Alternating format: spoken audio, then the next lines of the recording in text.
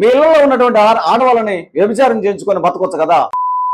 త్రాసుపాము ఎదురొస్తే వదిలేయండి, మానవుడు ఎదురొస్తే నరికేయండి.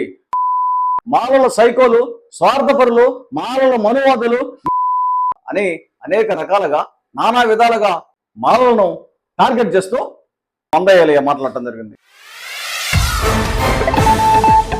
అందరికీ నా ఉద్యమాభినందనలో.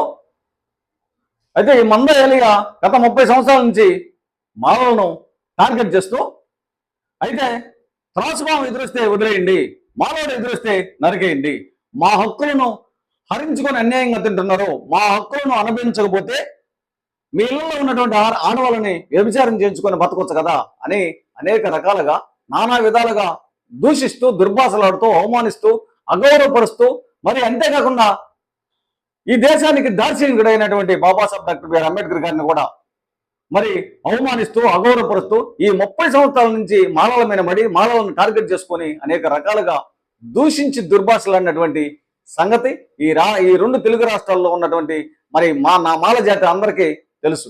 మరి కొంతకాలంగా మాలల సైకోలు, స్వార్థపరులు, మాలల మనువాదులు మీ ఎంత తేలుస్తానని చెప్పి మరి అనేక సభల్లో, సమావేశాల్లో, పత్రికల్లో కూడా ఈ మందయ్య మాట్లాడటం జరిగింది. ఈరోజు మా తెలుగు రాష్ట్రాల్లో మరి మాలలు అందరూ నాతో కలిసి ప్రయాణం చేయాలా, మనం కలిసి పోరాటం చేయాలా, మనం కలిసి నడవాలని చెప్పి పిలుపునిస్తే మా జాతిలో ఉన్నటువంటి కొంతమంది స్వార్థపరులు తన స్వార్థం కోసం, స్వలాభం కోసం, సొంత ప్రయోజనాల కోసం సిగ్గు, ఎగ్గు, మానం, మర్యాద లేకుండా, మరి నీతి నియమం లేకుండా మరి ఈ మందయ్య తోటి కలిసి నడవడానికి, ప్రయాణం చేయడానికి, కలిసి పోరాటం చేయడానికి కొంతమంది ముందుకు రావడం జరిగింది.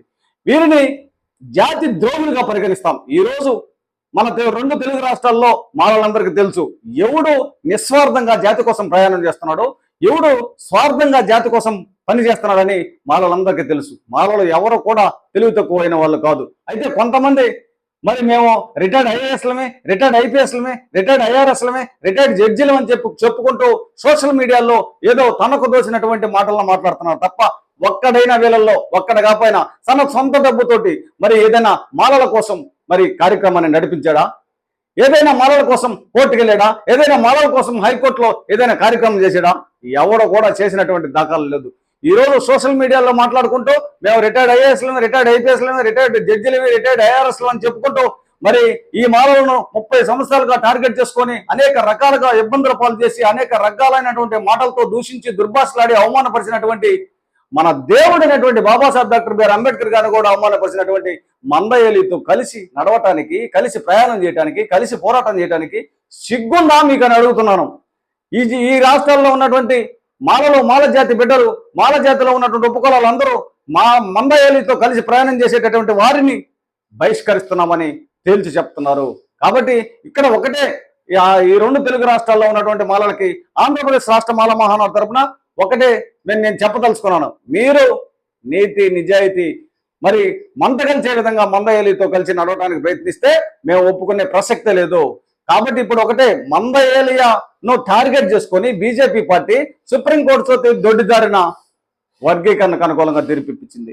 మరే మందయ్యను టార్గెట్ చేసుకొని దళిత క్రైస్తవంలో ఉన్నటువంటి దళితులకు ఎస్సీ హోదా అని చెప్పి సుప్రీంకోర్టు తోట దొడ్డిదారిని తీర్పిచ్చింది. రేపు ఎల్లుండు మరి రిజర్వేషన్లు తీసేస్తున్నామని చెప్పించింది. ఆ తర్వాత మనకు వజ్రాయుధం లాంటి 89 యాక్ట్ను రద్దు చేస్తున్నామని చెప్పించింది. ఈ మందయ్యను మరి పావుగా ఉపయోగించుకొని మన జాతిని మరి యథావిధిగా పూర్వం ఏదైతే ఊరికి దూరంగా శ్మశానాలకు దగ్గరగా మరి అంటరాని వాళ్ళుగా, అస్పృశ్యులుగా ఉన్నామో అదే విధంగా ఆ మార్గాన్ని చేయడానికి బీజేపీ పన్నాగాలు పొందుతుంటే ఇలాంటి మందయ్యతోటి కలిసి ప్రయాణం చేయడానికి మీకు సిగ్గుందా? ఇలాంటి సిగ్గు, నీతి, నియమం లేనటువంటి వారిని మనం నమ్మొద్దని ఆంధ్రప్రదేశ్ రాష్ట్ర మాల మహానాడు తరపున తెలియజేస్తున్నాను.